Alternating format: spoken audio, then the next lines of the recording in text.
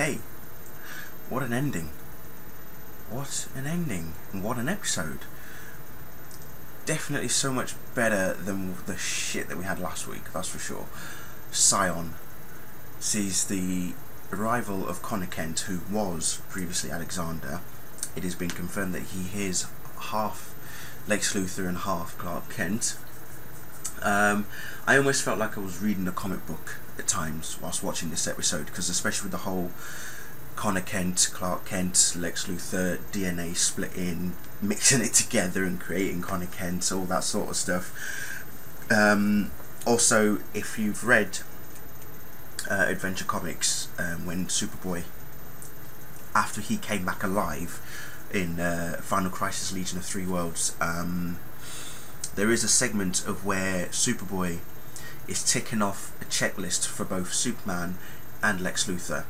Things like, what would Lex Luthor do, what would Superman do?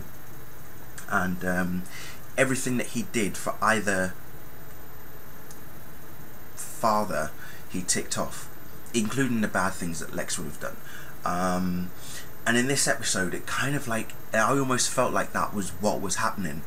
You know, he had some sort of mental checklist and was ticking each one off. Things like, you know, discovering his new powers, trying to find out who he is, you know, being able to conceal the truth, lie, not tell, you know, tell the truth and things like that. And it just, as the episode progressed, it just got more and more interesting. You had Lionel. I'm so glad to see Lionel back as well. Lionel back in the foray, and he's desperate to find Alexander. Tess shows him what appears to be the remains of another clone Lex Luthor, of which Lionel has analysed, and they then eventually find out that Alexander, they still think he's Alexander, not Connor. Lionel still thinks that he's Alexander, finds him at the Kent barn, and it just all goes from there, really. Eventually, Clark. This is what I loved as well about the episode, was that Clark somehow managed to still remember the sample of his blood that Dr. Helen Bryce had extracted from him way back in season 3, and it was then that I realised that when I was watching this episode, I thought, oh, finally they've got that link, they've got that connection from way back when. I thought if Clark turned around and said, actually I don't even know where this DNA of mine would have come from, but the fact that he mentioned Dr. Helen Bryce, brilliant. I'm more than happy with that. So the script was written by Turi Meyer and Al Septian, this was his directorial debut. Fantastic. So, well, hats off to the guy. Did a brilliant job. Connor Kent, again, eventually, as I say, Lionel tracks him down and gives him a red kryptonite ring. All hell breaks loose from that moment on. He starts developing a crush on Lois, which I found quite interesting. The whole heat vision thing flared up as well for that moment. Then he starts to steal a car, he steals a jewellery, he steals a coat, all for Lois. I'm thinking, yeah, this is definitely season 3 Clark Kent all over again kind of thing. Then you got, as I say, there was a fight scene between Clark and Connor, which was pretty epic. Superman against Superboy, not for the first time either. As I say, it literally did feel like I was reading a comic. Honestly, I actually did feel like at times I was reading a Superboy comic featuring Superman and Lois Lane and Lionel Luthor. The two things this episode was missing was Martha and Jonathan Kent, because I can't see any reason as to why two people, you couldn't have more proud people than Jonathan and Martha. Not just the fact that Clark Kent has become this, you know, persona of a man now that is fully embracing his destiny, what he is destined to become, but here he is helping out another young superpowered teenager, much like he was years ago, and he's passing on his knowledge to Connor as well. And it would have been a fitting tribute, I think. I mean, the way that he did pay tribute to his parents when he was speaking to Lois was brilliant. You know, how he didn't appreciate the fact that they put up with him and raising him with all his abilities, putting him down the right path and everything. And it's like Connor said at the beginning, you're like my dad, kind of thing. And in effect, Clark is Connor's dad.